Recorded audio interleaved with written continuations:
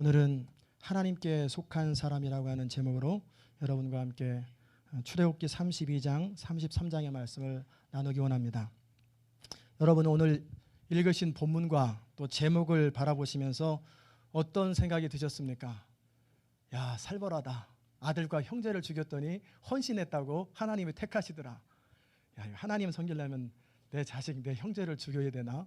그런 마음도 혹시 들지 않았나? 하나님은 좀 잔인하다, 그런 생각이 들지 않았나 싶습니다.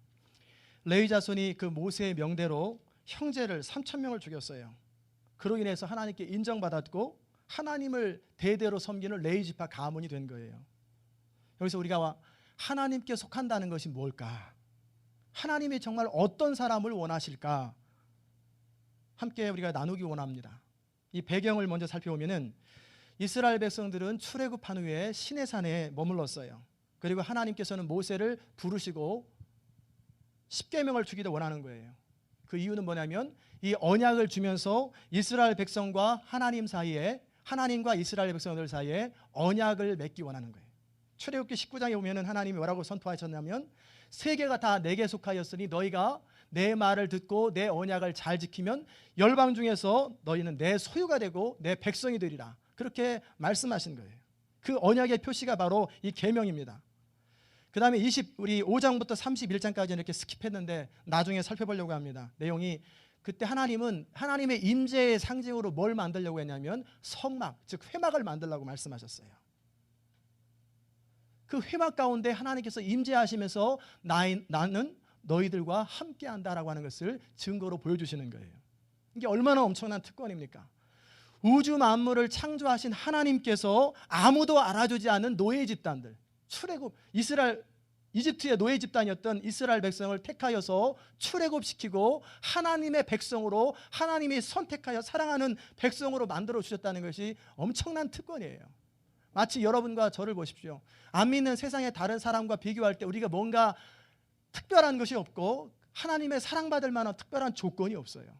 그냥 사랑하기로 결정하시고 오히려 세상 사람들보다 문벌이 뛰어나거나 가문이 뛰어나거나 학문적으로 뛰어나거나 그런 사람들이 별로 많지 않도다, 고린도전서에 말한 것처럼. 그럼에도 하나님은 우리를 선택하셔서 하나님의 백성을 삼아주셨다는 것입니다. 이제 이 하나님의 언약의 상징인 십계명을 가지고 받으러 시내산에 올라갔어요. 그 시내산에 올라가서 내려올 때까지 벌어진 사건이 뭐냐면 금송아지 사건입니다. 우리 크리스찬의 문제는 항상 뭐냐면 하나님께서 정확한 시간을 가르쳐주지 않는다는 데 있어요. 모세가 하나님의 계명을 받으러 올라갔다가 내가 40일 만에 오겠다 그러면 간단하잖아요. 그런데 기한이 없어요. 나름대로 처음에는 기다렸습니다. 한 주 기다렸고, 야, 올해도 참는다. 근데 이 산꼭대기에 밥이 있을까? 물은 있을까? 이런 생각 저런 생각하면서 그래도 뭔가 모세는 남다르겠지. 2주, 3주, 4주, 막 한 달이 넘어가는데 백성들 마음속에 술렁거리는 거예요. 야, 이거 죽었다. 아마 짐승에 물렸겠든지, 아니 뭔가, 모세도 사람인데 뭔가 문제가 생겼나 보다. 그렇게 생각되니까 불안해지는 거예요. 막막해지는 거예요. 믿음의 눈으로 보면 참 간단합니다. 왜냐하면 그들을 출애굽시키신 하나님께서 어련히 알아서 잘 인도하실까? 또 두 번째는 그들 사막에서도 만나를 내리시고 물을 반석에서 내리신 하나님께서 호렙산에서는 못 내리시나? 얼마든지 믿음의 관점으로 생각하면 쉬운데, 그런데 그들은 믿음의 관점보다는 인간적인 관점으로 바라보니까 흔들리는 거예요. 우리의 삶에 항상 문제되는 건 뭐냐면 우리가 얼마나 하나님을 믿어드리는가. 믿음의 관점과 인간적인 관점의 차이는 결국 얼마나 하나님이 하실 수 있다라고 인정해 드리는가. 하나님께서 우리의 삶을 최선으로 인도하실 것이고 가나안 땅에 도착하게 하실 뿐만 아니라 그 이끌어가는 과정도 가장 최선의 길로 인도하실 수 있다라고 하는, 인도하실 거라고 하는 그 신뢰. 하나님께서 내 인생에 허락하신 모든 것은 우리 상황 속에서 베스트라고 하는, 더 나은 상황이 있을 수 있지만, 더 베스트 웨이가 있을 수 있지만 우리의 모든 여건에 비춰봤을 때 베스트 웨이라고 하는 사실을 인정한다면 평강을 누릴 수 있어요. 그러나 그게 믿음이 안 생기니까 인생에 불안함이 오고 어려움이 생기는 거예요. 때때로 이해가 안 되는 상황, 때때로 불편한 상황, 어려운 상황을 만날 때마다 하나님께서는 분명한 목적을 가지고 계시고 우리를 향한 계획이 있다라고 하는 것을 신뢰해드린다면 모든 문제는 간단한 거예요. 그 믿음을 위해서 우리는 이 아침에도 나와서 하나님 말씀을 듣는 거지요. 그래서 하나님을 자꾸 경험하고 배우면서 하나님의 성품을 신뢰하게 되고 하나님의 선하심을 인정하게 되는 것, 그게 바로 믿음에 성장하는 그 과정입니다. 여러분 가운데 아직 믿음이 연약하여서 무슨 말인지 잘 못 알아들으시는 분도 계시고, 또 하나는 믿음이 알기는 아는데 내가 믿음이 따르지 않는 분도 계세요. 그러나 걱정하지 마시기 바랍니다. 왜냐하면 너희 속에 착한 일을 시작하신 예수께서 그리스도 예수의 날까지 마치실 줄을 내가 확신하노라. 사도 바울이 고백한 것처럼 우리 연약함 다 아세요. 저도 참 많이 믿음 없어서 흔들리고 정말 하나님 앞에 굳건히 서야 되는데 그게 안 되니까 전화 가지고 사람한테 위로받고 하지 말아야 되는 거 하면서 또 전화 가고 또 전화, 수없이 많이 타협하고 수없이 많이 넘어지는 과정을 지나고 나다 보니까 이제는 어느 순간 보니까 조금 더 나와 있고 조금 더 나와 있는 거예요. 우리의 믿음은 항상 과정입니다. 여러분의 지금 처지가 어찌하든지 확신을 가지세요. 때로 흔들려도 죄송하다고, 흔들리고 연약함을 자랑스럽게 말하지 마시고 주님 용서하십시오. 내가 믿음을 더 갖기 원합니다. 믿음에 더 부유화가 되기 원합니다. 자꾸 하나님 앞에 믿음을 구하시고 하나님을 경험하기 원한다고, 그러다 보면 우리의 믿음이 어느 순간 장성해지게 돼요. 모세도 하루아침에 된 게 아니고 아브라함이 하루아침에 된 게 아니라 40년이 지나니까 아들 낳치는 거예요. 모세도 40년이 지나니까. 그럼 40년 지나면 목사님 저 이 세상에 있을지 모르겠는데요. 그건 모세만큼 믿음, 아브라함만큼 믿음이고 우리 수준의 믿음은 한 몇 년 걸려요. 좀 시간이 요하지만 반드시 하나님은 예수 안에서 우리를 부르셨으면 우리를 의롭게 하시고 우리를 거룩하게 하시고 우리를 영화롭게 하시고 믿음에 장성하게 한다는 사실에 위로를 받으시고, 그러나 마음속의 소원은 그 시간이 빨리 단축되게 하옵소서. 그런 기도를 여러분이 하실 수 있기를 바랍니다. 그런데 이스라엘 백성들은 아직 그 정도 상황은 안 돼요. 그러니까 막막해지는 거예요. 불안해지는 거예요. 그리고 아론에게 강요하기를 우리를 인도하여 낸 모세는 어떻게 되는지 알지 못하니까 우리 인도할 신을 빨리 만들어내라. 눈에 보이는 형상을 원하는 거예요. 그때 아론이 모세처럼 너희는 가만히 있어서 주가 하나님 됨을 볼지어다 그랬으면 얼마나 좋겠어요. 그런데 겁나는 거예요. 백성들이 막 벌떼같이 몰려와서 막 공격하고 비난하니까 두려워가지고 알았어 잠깐, 그럼 귀고리 뽑아내. 귀고리 뽑아내가지고 가서 녹여가지고 금송아지를 만들지요. 금송아지를 만들어 놓으니까 이 이스라엘 백성들이 거기서 이방인들처럼 음란하게 섬기고 거기다 절하고 뭐 희생제사 드린다고 하고 보고 들었던 것, 세상에서 보고 들었던 것 그대로 하는 거예요. 하나님 앞에. 하나님이 그것을 보시고 모세를 빨리 부릅니다. 모세야 빨리 내려가라. 지금 백성이 타락해가고 있다. 분노에 차셔가지고 하나님께서 내가 이 백성을 다 진멸하고 없애버리고 너부터 새로 시작하자. 내가 도무지 견디지 못하겠다. 이 목이 곧은 백성들. 그럴 때 모세가 하나님 앞에 그러시면 안 되죠 하고 간절히 중보기도 하고, 그렇게 하나님의 노를 멈추게 하고 내려와서 보니까 자기도 화가 나는 거예요. 귀로 들었을 때는 괜찮은 것 같은데 눈으로 보니까 금송아지 앞에서 온갖 뭐 음악이 있고 타락하고 막 여자 남자 음란하게 하고 막 절을 하고 완전히 이방인들보다 더하는 거예요. 그걸 보니까 모세 마음속에 분노, 하나님의 거룩한 분노가 나서 십계명을 던져버리는 거예요.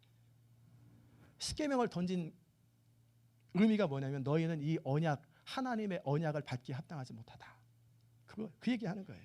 그리고 내려가서 금송아지를 불살라가지고 가루로 만들어서 물에 타서 백성들 다 먹이는 거예요. 그리고 아론에게 이 백성이 내게 어떻게 하였기에 이렇게 큰 중죄에 빠지도록 허락했느냐. 아론이 변명합니다. 내 주여 노하지 마옵소서. 이 백성이 얼마나 악한지 당신도 잘 알지 않습니까? 모세 당신이 안 보이고 우리를 인도할 신을 만들어 달라고 하기에 내가 있는 금 다 갖고 와가지고 모아가지고 불에다 던졌더니 금송아지가 탁 튀어나왔습니다. 이 아론이 모세처럼 백성들을 책임지고 하나님 앞에서 회개하고 하나님 앞에 중재하기보다는 오히려 아담처럼 책임을 백성들한테 전가하는 죄악된 모습들을 보여주는 거예요. 이로 인해서 모세는 단지 이 현상만 본 것이 아니라 이로 인해서 이방 모든 사람들에게 하나님의 영광이 훼손되고 하나님의 선택한 백성들, 니네들 별 볼 일 없구나, 니네들 그저 그거밖에 안 되는구나, 얼마나 하나님의 영광이 모독되겠는가. 교회가 제대로 못 살면 하나님의 영광이 모독되는 거예요. 그리고 나서 백성에게 누구든지 여호와의 편에 섰는 자는 내게로 나오라. 하나님 편에 설 사람들 이쪽으로 와라. 그랬더니 레위 지파 사람들이 다 몰려온 거예요. 아마 여러분들은 다 이쪽으로 몰려오실 거예요. 하나님 편에. 아멘. 그랬더니 모세가 하나님 말씀을 대언하기를 너희는 각각 허리에 칼을 차고 진 이문에서 저 문까지 각각 형제를 친구를 모두 죽여라. 그때 3,000명이 죽은 거예요. 저는 그 장면을 바라보면서 백성들이 다 이쪽으로 와봤으면 죽을 사람 하나도 없을 텐데 여전히 버티고 거기 있으니까 죽는 거예요. 모세가 레위 자손에게 뭐라고 선포했냐면 각 사람이 아들과 형제를 쳤으니 오늘날 여호와께 헌신하게 되었느니라. 그러므로 너희에게 그가 복을 내리시리라. 여러분은 어떻게 하시겠어요? 여호와께 속한 자는 내게로 오라 그러면 모세가 살아 돌아왔으니 회개하고 믿음 없었음을 하나님 앞에 자복하면서 모세 쪽으로 하나님 편 쪽으로 와야 되잖아요. 그런데 세 종류의 사람이 있는 거예요. 여전히 버티면서 우리는 금송아지 편에 설 것이다. 우리는 금송아지가 하나님이다 하고 모세는 우리 지도자가 아니다. 금송아지가 우리 지도자다 하고 거기서 버티고 서 있는 사람이 있고 또 중간에서 어떻게 상황이 어떻게 되나 어디가 다수인가 쭉 관찰하면서 다수 쪽으로 가려고 망설이는 중간 사람이 있고 또 한 부류는 자신의 입장을 나는 하나님께 속한 사람이라고 선언하고 하나님 앞에 거룩하게 행동으로 하는 사람들이 있어요. 그럴 때 하나님은 그 세 번째 부류 사람들을 택하신 거예요. 이스라엘 백성들은 하나님을 섬긴다고 늘 말합니다. 그러나 그들이 세 종류로 나눠지듯이 지금도 항상 하나님을 섬긴다고 말하면서 세 종류가 있어요. 하나님을 거역하는 사람들, 방관하고 구경하는 어떻게 되는지 보는 사람들, 한편은 하나님 말씀을 순종하고 그렇게 행동으로 옮기는 사람들. 나중에 이스라엘 백성들이 그 가나안 땅에 도착하기 얼마 전에 그 주변 나라들이 이스라엘 백성들이 하나님과 함께 하니까 이스라엘 백성들을 저주할 방법이 없으니까 아무리 해도 안 되니까 그들이 죄를 범하게 하는 게 좋겠다 해가지고 모압 여인들하고 같이 음란을 행하게 만드는 거예요. 그럴 때 하나님의 분노가 막 치솟아 올라오죠. 이스라엘 백성들이 이방 여자들하고 음란을 행하고 그러니까 그때 비느하스라고 하는 사람이 그 대나무로 된 창을 가지고 그 음란을 행하는 그 남자와 여자를 한 번에 찔러 죽인 거예요. 그러자 하나님의 분노가 가라앉았다고 성경을 기록하고 그래서 비느하스를 내가 대대로 너의 가문에 복을 주겠다. 그렇게 말씀하시는 거예요. 저는 여러분이 어느 편에 설 것인지 입장을 분명히 하고 하나님 편에 서는 사람이 되시기를, 그리하여 하나님께서 여러분과 함께하는 인생이 되시기를 주의 이름으로 축원합니다. 자, 그러면 이제 구체적으로 하나님께 속한다는 것이 도대체 뭔지를 함께 살펴보기 원합니다. 그 첫 번째는 뭐냐면 하나님의 영광만을 사모하는 사람. 하나님께 속한 사람은 순수하게 하나님의 영광을 사모하는 사람이에요. 모세 보세요. 분노하시는 하나님 앞에 엎드려 이스라엘 백성들을 향해서 중보하되 그 중보가 하나님의 영광을 위한 중보 기도예요. 목이 곧은 백성이 내가 진멸할 테니 그렇게 하라 그랬더니 엎드려서 여호와여 어떻게 그렇게 하십니까? 그 주의 큰 손과 강한 손으로 애굽 땅에서 인도하여 내신 이 백성에게 진노하시면 애굽 사람이나 이방인들이 바라볼 적에 하나님이 인도할 능력이 없어서 광야에서 다 죽게 하셨다. 그렇게 하면 하나님의 영광이 뭐가 됩니까? 맹렬한 노를 돌이키시고 주의 종 아브라함과 이삭과 이스라엘에게 허락한 이 온 땅을 다시 얻게 하여 주옵소서. 노를 그치시옵소서. 이렇듯 하나님의 영광을 위한 간절한 기도를 했던 그 모세의 기도를 들으시고 하나님께서 뜻을 돌이키셨다 그렇게 말씀하셨어요. 우리가 알고 있는 사람들, 우리 자녀들이 하나님 앞에 범죄한다 할지라도 간절히 하나님 앞에 기도하면 하나님 뜻을 돌이키십니다. 저는 믿음 생활하면서 여러 사람 만나요. 정말 순수하게 하나님의 영광을 사모하는 사람들이 만나기가 쉽지 않아요. 그러나 그런 사람들을 만나 대화하면 너무 즐겁습니다. 너무너무 마음이 통하고 저는 여러분이 바로 그렇게 순수하게 하나님의 영광을 사모하시는 주의 백성들이 되시기를 바랍니다. 이스라엘 백성들은 눈에 보이지 않는 하나님보다는 그들이 눈에 보이는 신을 만들기를 원했어요. 이게 사람 안에 있는 본능이에요. 사람 안에 있는 그 악한 본능이 뭐냐면 항상 증거를 요구하는 거예요. 보암직하고 먹음직하고 늘 손에 잡히는 걸 원해요. 그래서 형상을 만드는 거예요.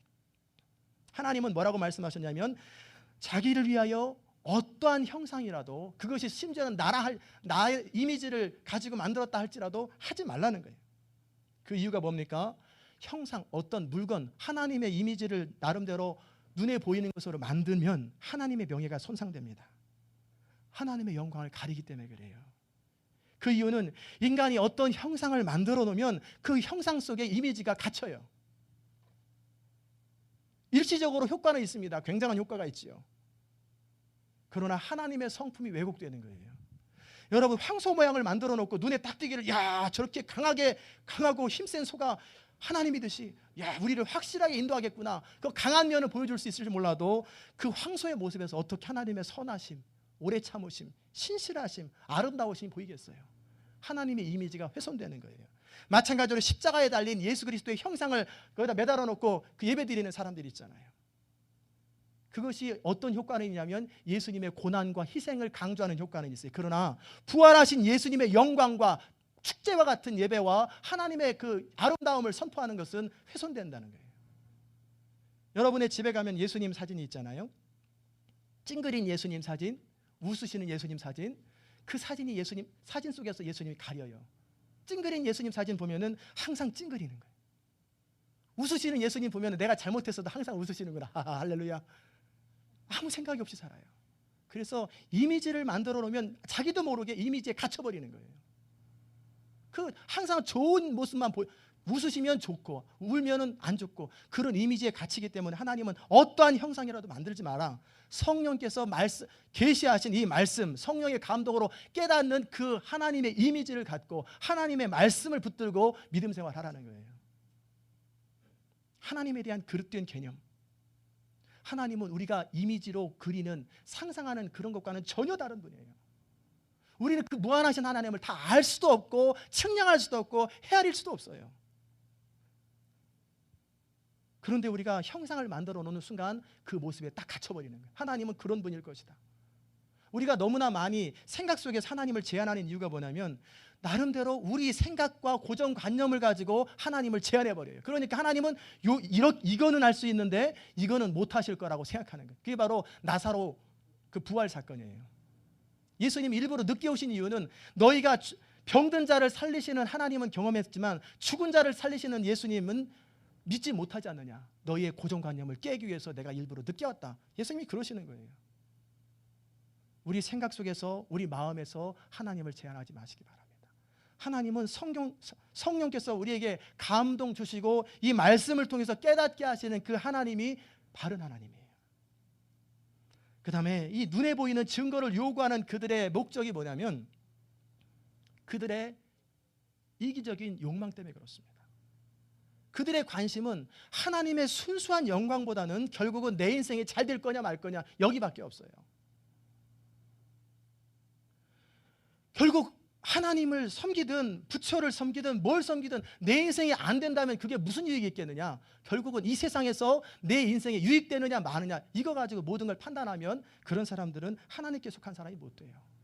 중심이 바르고 심지가 견고해야 돼요. 하나님을 섬기려면 확실히 섬기고 아니면 끊어야 되는데 내 인생에 도움 안 되면 여기저기 다 옮겨 다니면서 절에도 한번 가보고 남녀론교회도 가보고 뭐 별걸 다 해보는 거예요. 점도 치러 한번 가보고. 이것은 우상을 만드는 것과 똑같은 악한 짓입니다. 33장에 보면 하나님은 모세를 중보 기도를 들으시고 뭐라고 말씀하셨냐면 내가 애굽 땅에서 인도한 백성과 함께 여기를 떠나라. 내가 아브라함과 이삭과 야곱에게 맹세하기를 네 자손에게 주만 그 땅으로 올라가라. 그리고 그들에게 뭘 말씀하셨냐면 단장품을 제거하라 그랬어요. 단장품이 액세서리예요. 몸의 액세서리를 제거하라. 그렇다고 이제 오늘 여러분 또 집에 가서 액세서리 다 제거하고 액세서리를 하는 목적이 예의를 갖추는 것이라면 예의를 갖추는 것이고 그건 괜찮아요. 그러나 나를 돋보이기 위해서 나를 드러내기 위해서 막 나를 어떻게든지 화려하게 만들기 위해서 그것은 하나님이 싫어하는 거예요. 우리는 거룩하게 옷을 입고 정말 이 우리 안에 그리스도 닮은 성품으로 사람들에게 나타나는 거예요. 단장품을 제거하라는 이유가 뭡니까? 자기를 드러내려고 하는 욕망을 제거하라는 거예요. 하나님의 영광보다는 자기 행복에 더 관심이 많은 사람들, 자기 기분에 관심 많고 자기 감정과 이기적인 야망에 더 관심이 많은 사람들, 그들 속에 허영심이 있어요. 그들 속에 있는 허영심, 사람에게 인정받고 대우받기 원하는 것, 그 하나님이 제거하라는 거예요. 지금도 교회 안에 순수하게 하나님 영광만을 사모하는 사람들보다는 자기가 어떻게든지 드러나기 원하는 사람들이 더 많아요. 사람들에게 돋보이려고 하는 사람들이 더 많아요. 냉정하게 여러분 자신을 돌아보시기 바랍니다. 순수하게 하나님의 영광을 사모하는지 아니면 사람의 영광을 취하는지. 우리 주님은 분명히 말씀하셨어요. 사람의 영광을 구하는 자는 하나님께 속한 사람이 아니라는 거예요. 하나님의 영광을 사모하는 사람은 내가 어떻게 되어도 하나님의 영광에 도움이 된다면 감사하겠습니다라고 고백하는 사람이에요. 바울은 빌립보 감옥에 갇혔습니다. 그때 평상시 바울이 능력 있게 사역하는 걸 보면서 샘내고 질투했던 사람들이 있고, 그리고 그 바울 사역을 도왔던 사람들이 있어요. 바울이 감옥에 갇히자 거봐라, 하나님이 저 사람 징벌했다, 우리가 하자, 뭐 바울만 하냐, 우리도 할 수 있다, 막 그러면서 시기로 질투로 하나님의 사역을 했던 사람들이 있고, 바울 사도가 갇혔으니 우리라도 하나님의 복음을 대신해야 하고 증거해야지, 어떻게 하겠는가 안타까움으로 했던 사람이 있어요. 그때 바울이 그 소식을 다 전해 듣잖아요. 듣고 나서 기가 막힌 고백을 해요. 참으로 하든지 무슨 방도로 하든지 전파되는 것이 그리스도라면 나는 기뻐하고 기뻐하겠다, 그거예요. 내가 해도 괜찮고 다른 사람이 해도 괜찮고 하나님의 영광만 드러난다면 누가 해도 상관없다. 그게 바로 순수하게 하나님의 영광을 사모하는 사람들이에요. 이 땅을, 애틀란타와 이 미국 땅을 구원하는 일에 우리가 사용되기를 원하죠. 그러나 하나님이 다른 사람들을 통해서 더 많이 효과적으로 사용할 수 있다면 그것도 감사한 거예요. 그게 순수함이에요. 어찌하든지 하나님의 영광이 드러나고 하나님의 이름이 높아진다면 우리는 기뻐하고 즐거워할 것이다. 그게 바로 순수하게 하나님을 사랑하는 사람입니다. 하나님 이렇게 순수한 사람들, 순수하게 하나님의 영광을 기뻐하는 사람들을 사랑하시고 그런 사람을 사용하십니다. 말씀을 들으신 여러분이 바로 그런 순수하게 하나님의 영광을 추구하는 주의 백성들이 되기를 주의 이름으로 축원합니다. 두 번째는 하나님과 함께 있기를 즐거워하는 사람이 하나님께 속한 사람이다. 33장에 보면은 이런 내용이 나와요. 모세가, 이스라엘 백성들은 진이 있거든요. 진. 왜냐면 군대처럼 진이 있거든. 앞에 사각형으로 만들어가지고 동쪽에 세 지파, 서쪽에 세 지파, 그 다음에 남쪽에 세 지파, 북쪽에 세 지파에서 12지파가 그렇게 행진을 하는 거예요. 잠을 자도 그렇게 천막을 치고 잡니다. 반면에 그들이 머무를 때는 성막을, 회막이라고도 하고 하는 성막을 저 앞쪽에 멀리 떨어뜨려 놔요. 근데 성경은 뭐라고 기록하냐면 여호와를 앙모하는 자는 다 진 바깥, 자기들이 사는 집 바깥 회막으로 나아갔다, 그렇게 돼 있어요. 그리고 청년 여호수아는 모세가 그 회막에서 하나님과 대면하여 대화하는 동안에도 거기 있었고, 그리고 숙소로 들어가 쉬는 동안에도 청년 여호수아는 그 회막에서 계속 머물러 있었더라, 그렇게 기록하고 있어요. 이게 무슨 의미입니까? 여호수아 마음속에는 늘 하나님의 임재 곁에 있기를 원했다는 거예요. 어떻게 하든지 하나님께 더 가까이 가려고 늘 애쓰는 사람이었다는 거예요. 잠언 8장 17절에 보면은 나를 사랑하는 자들이 나의 사랑을 입으며 나를 간절히 찾는 자가 나를 만날 것이라. 하나님을 사랑한다는 것은 결국 하나님 곁에 있기를 원하는 거예요.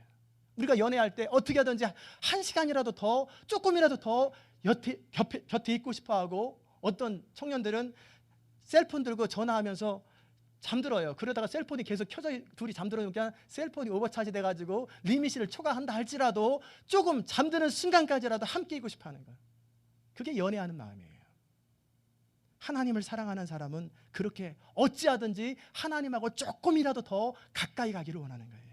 어떻게든지 시간을 내서 성경 보기를 기뻐하고, 왜? 하나님의 말씀이, 이 성경이 곧 하나님의 계시고 하나님이시니까 이 성경 보기를 기뻐하고, 어떻게든지 내가 아무리 바빠도 기도 시간을 확보하고, 다른 건 못하더라도 난 기도 못한다, 기도 시간을 확보하고 할 수 있는 날 한 번이라도 더 예배를 드리려고 사모하는 사람들. 그리고 믿음 안에서 하나님이 높아지는 그런 대화, 그냥 인간적인 대화, 서로 누가 자기 자랑하는 그런 대화는 관심이 없고, 하나님이 높아지고 주의 영광이 드러나는 그런 모임, 그런 대화에 참여하기를 기뻐하는 사람들. 이런 사람들의 간절한 소원은 하나님의 임재를 느끼기 원하는 거예요. 회막에 있기를 원하는 사람이에요. 하나님의 이름이 영광 받으시고 하나님을 조금이라도 더 느끼기 원하시는 그 마음이 하나님 옆에 가까이 가고 싶어하는 사람. 자신의 목적을 위해서 하나님을 이용하는 사람이 아니라, 하나님께 더 뭔가 얻으려고 하나님을 따르는 사람이 아니라, 하나님을 위해서 하나님을 사랑하는 사람. 그런 사람이 하나님께 속한 사람입니다. 하나님은 우리를 사랑의 대상으로 창조하셨어요. 사랑의 특성은 자기 유익을 구하지 않는 거예요. 내가 나의 유익을 구하는 순간 그건 사랑이 아니에요. 부부 간에도, 부모 자녀 간에도, 그리고 하나님과 우리 사이에도 나의 유익을 구하는 순간 이건 사랑이 깨지는 거예요. 사랑이 부족한 거예요. 하나님 우리를 사랑하는 표시로 하나밖에 없는 아들 독생자를 희생시킨 거예요. 이 십자가가 뭡니까? 내가 이만큼 너희를 사랑한다고 보여주시는 그 십자가예요. 그 사랑을 받은 우리가 해야 할 일이 뭐냐면 하나님 앞에 우리의 마음을 되돌려 드리는 거예요. 어떻게 하든지 하나님을 더 사랑을 표현해 드리려고, 어떻게 하든지 조금이라도 더 하나님을 인정하고 하나님을 사랑해 보려고. 그래서 깨끗한 옷을 입고 정말 노트 하나 사면, 볼펜 하나 사면 하나님 이름이라도 한번 써보려고 하고, 그렇게 간절히 목말라는 거예요. 미신적이라고 할런지 모르지만 차 하나 살 적에도 정말 이 차를 놓고 하나님 영광을 위해서 쓰임받게 하소서. 그렇게 어떻게 하든지 내 말이나 행동이나 모든 태도야 자세에서 하나님을 사랑하고 어떻게든지 가까이 하려고 하는 사람들, 이게 바로 하나님을 사랑하는 사람들이요, 하나님께 속한 사람입니다. 이것의 지극한 표현이 예배입니다. 이거의 예배는 하나님을 사랑하는 정점이 예배예요. 그래서 예배를 소중히 여기는 사람, 예배를 귀히 여기는 사람을 하나님이 기뻐하세요. 하나님은 예배자를 찾으십니다. 세 번째, 하나님께 속한 사람은 하나님 마음을 아는 사람이에요. 하나님의 마음을 헤아리는 거예요. 철들었다는 것은 무슨 말입니까? 부모의 마음을 아는 것이 철들었다는 거예요. 어렸을 때는 어머니가 차가운 물로 빨래를 해도 그래도 되는 줄 알았어요. 생선의 머리 부분만 드셔도 어머니는 그래도 되는 줄 알았어요. 가족들을 위해서 점심을 굶으시면서 냉수 한 그릇으로 때우도 어머니는 그래도 되는 줄 알았단 말이에요, 어렸을 적에는. 그러나 나이가 들어서 철이 들다 보니까 그것은 어머니가 그래도 되는 것이 아니라 사랑이라는 사실을 깨닫는 거예요. 그 어머니의 마음을 깨닫고 나서, 그 어머니의 사랑을 알고 나서 마음이 달라지는 거예요. 그래서 안타까워하고 애통해하고 고마워하는 것이 철들었다는 증거예요. 모세는 그런 측면에서 하나님의 마음을 알았던 사람입니다. 하나님은 거꾸로 모세가 그렇게 하나님의 마음을 아는 사람이었기 때문에 모세에게 하나님 스스로의 분노의 감정을 나타내신 거예요. 금송아지를 섬기면서 하나님을 배신한 이스라엘을 향한 질투하시는 그 하나님의 마음을 모세니까 표현해 준 거예요. 아무한테 표현하는 거 아니에요. 이 백성을 진멸하고 모세 너를 통해 큰 나라를 세우겠다 그렇게 말씀하실 때 이것은 하나님의 참 마음이 아니에요. 내가 이만큼 화가 났다는 거예요. 마치 아버지가 아들에게 화가 났을 때 회초리를 들고 몽둥이를 들고, 근데 마음으로는 제가 빨리 잘못됐다고 빌기를 바라는 거예요. 안 때리고 싶은 거예요. 어머니라도 와서 말려주기를 원하는 거예요. 그럴 때 아버지 마음을 헤아리는 어머니라면, 야, 너 빨리 잘못됐다고 빌어. 그래, 뭐라 무릎 꿇고 빌어. 그러면은 아버지가 때리려다가 다음부터 똑바로 해. 그게 아버지 마음이에요. 여보 참아 막 그러면서 말려주면 내가 엄마 보고 너 참는다, 다음부터 잘해. 이게 아버지 마음이라는 거예요. 이 마음을 아는 것이 철들은 거예요. 모세는 그 하나님 마음을 아는 거예요. 그런데 아들이 말해요. 아버지가 너 막 혼내려고 하는데 때려봐 막 그러면 어떻게 하겠어요? 때리는 거예요. 금송아지 옆에 있던 사람들은 뭐예요? 때려봐 하는 사람들이에요. 이쪽으로 와라, 하나님 편에 속한 사람 회개하고 와라 그러는데도 버티고 앉아가지고 죽이려면 죽여봐. 그러니까 하나님이 죽여버리시는 거예요. 하나님의 본 마음은 그런 게 아니에요. 이 사건 이후에 모세가 회개합니다. 이스라엘 백성들을 회개시키고 슬프도소이다. 이 백성이 자기들을 위하여 금실을 만들어 싸우니 금죄를 범했나이다. 합의하시면 이제 그 죄를 사하시옵소서. 그렇지 않으면 원컨대 주의 기록하신 책에서 내 이름을 지워버려 주옵소서. 이게 모세의 마음이요, 하나님 마음을 아는 거예요.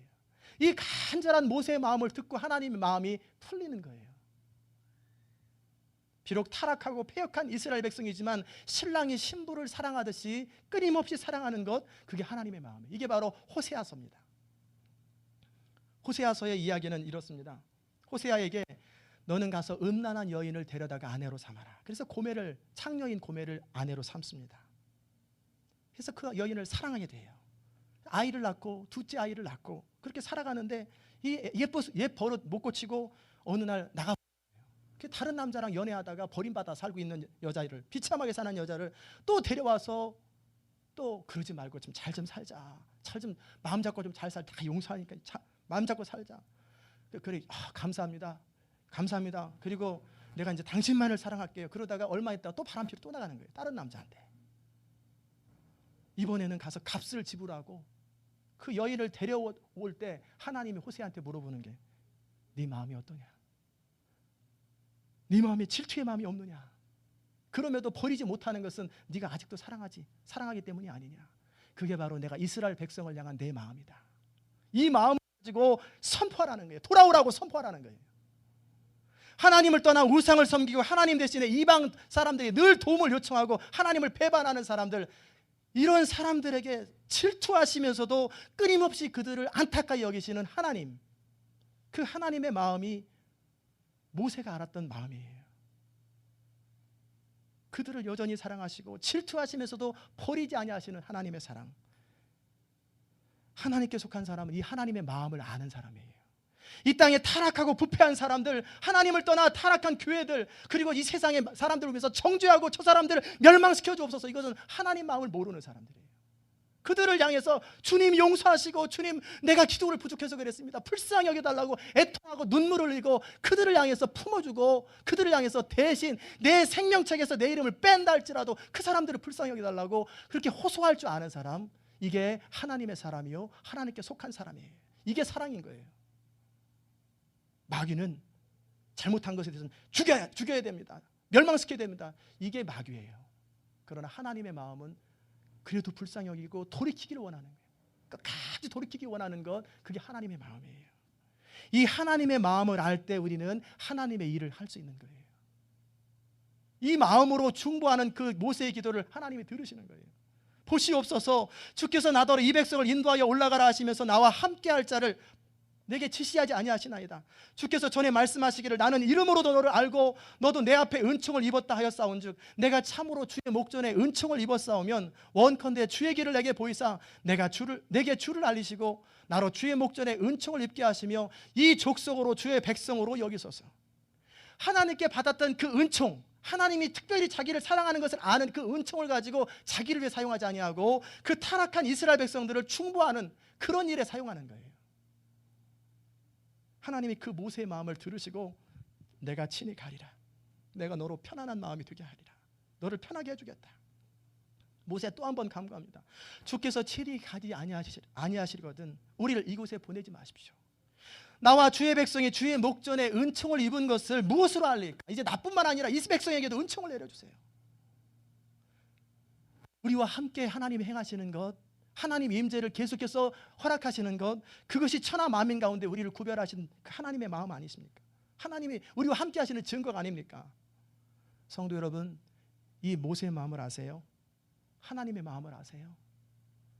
그 하나님의 마음을 가지고 하나님의 일을 감당할 때는 포기라는 게 없어요. 마지막 임종하는 그 직전까지 포기하지 않아요.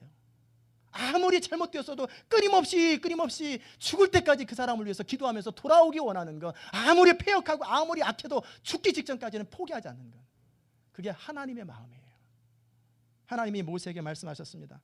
너의 말하는 이 일도 내가 허락하리니 너는 내 목전에 은총을 입었고 내가 이름으로도 너를 알미니라. 모세에게 이제 거꾸로 하나님의 마음을 표현하십니다. 너는 내게 은총을 입은 사람이요 나는 너를 개인적으로 이름으로도 안다. 그때 모세가 하나님의 영광을 보여주셔서 하나님께서 그 모세의 기도를 들으시고 하나님의 임재를 나타내시는 거예요. 모세를 손으로 가리시고, 왜냐하면 하나님을 정면으로 보면 지극히 거룩하신 하나님 앞에 죄된 인간, 아무리 믿음으로 산다 할지라도 죄되잖아요. 예수 안에 우리가 거하기 전까지는 죄가 있거든요. 그러니까 하나님의 임재를 경험하고 정면으로 얼굴 보면 그 자리에서 죽기 때문에, 거룩하시기 때문에 가리시는 거예요. 그러나 등만 보였어도 모세 얼굴이 광채가 나가지고 앞으로 계속 수건을 얼굴로 감쌀 만큼 얼굴에서 광채가 나버리는 거예요. 이게 얼마나 엄청난 특권입니까? 하나님은 모세를 친구처럼 대면하여 늘 말씀하시고 하나님의 영광스러운 임재를 경험하게 하시는 거예요. 왜 그렇습니까? 모세는 하나님께 속한 사람이기 때문에 그래요. 성도 여러분, 하나님은 하나님께 속한 사람을 사랑하십니다. 그 하나님께 속한 사람을 통하여 아직 하나님께 속하지 않은 사람에게 나아가라는 거예요. 하나님께서는 하나님께 속한 레위지파 사람을 하나님을 섬기는 사람으로 삼아주셨고, 또 하나님 곁에 있기를 즐거워하는 그 여호수아를 모세 후계자로 택하시고 훈련시키시는 거예요. 그리고 하나님께 속한 하나님 마음을 아는 모세를 축복하시고 그와 함께 하시는 거예요. 그리고 말씀하시기를 나는 은혜 줄 자에게 은혜를 주고 긍휼히 여길 자에게 긍휼을 베푸는 자니라. 진정 아름다운 생애, 축복된 생애, 영광스러운 생애를 원하십니까? 그러면 하나님께 속한 사람이 되십시오. 자신의 영광이 아니라 오직 하나님의 영광만을 즐거워하는 사람, 늘 하나님 곁에 있기를 즐거워하여 주의 말씀을 주야로 틈나는 대로 보고 늘 기도 가운데 하나님 만나기를 기뻐하는 사람, 예배하기를 기뻐하는 사람, 그리고 하나님 마음을 알아 믿음이 연약한 자들을 책임져주고 잃어버린 사람을 위해서 자신의 인생을 헌신할 줄 아는 사람, 그런 사람이 되시기 바랍니다. 이렇게 하나님께 속한 사람이 되는 것은 영광이고 특권입니다. 인생의 참 행복은 어디에서 나타나냐면 그 하나님께 속한 사람으로 하나님의 임재와 영광을 경험하고 살 때 그 진정한 행복을 느끼는 거예요. 그런 사람이 하나님 나라를 경험하는 사람이에요. 하나님 나라는 어디에 있습니까? 너희 안에 있다고 말씀하셨어요. 여러분의 인생이 이렇게 하나님께 속함으로 축복된 생애가 되시기를 주의 이름으로 축원합니다. 기도합시다. 은혜로우신 하나님, 하나님께 속한 사람이 되기 원합니다. 세상에 속한 사람도 아니고 중간에서 머뭇거리는 사람도 아니고 정말 하나님 편에 속한 사람, 내 생각이 어떻든 내 감정이 어떻든 하나님의 영광을 위해서라면 모든 것을 하고 하나님 말씀하신다면 전적으로 순종하는 사람들, 하나님과 조금이라도 더 가까이 있고 싶어하는 사람들, 정말 하나님의 마음을 헤아리는 사람들 될 수 있도록 은혜 베풀어 주옵소서. 감사드리며 예수 그리스도의 귀하신 이름으로 기도드리옵나이다. 아멘. 자리 일어나셔서 518장 함께 찬송하십시다.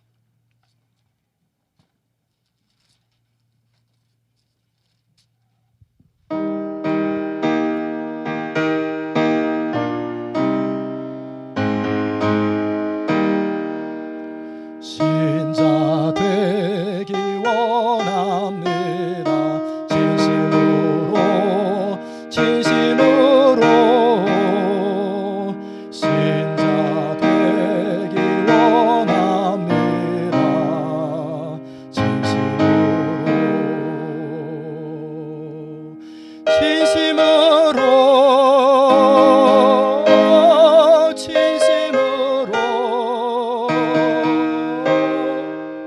신자 되기 원합니다. 진심으로 사랑하기 원합니다. 진심으로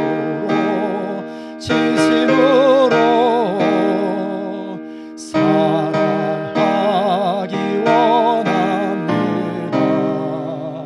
진심으로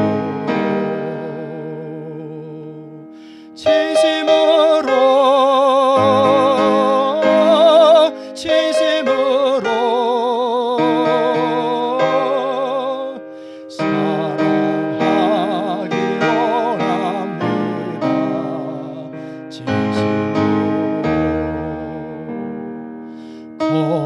거룩하기 원합니다. 진심으로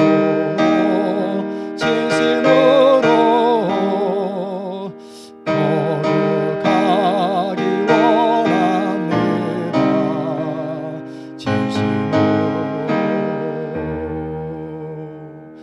진심으로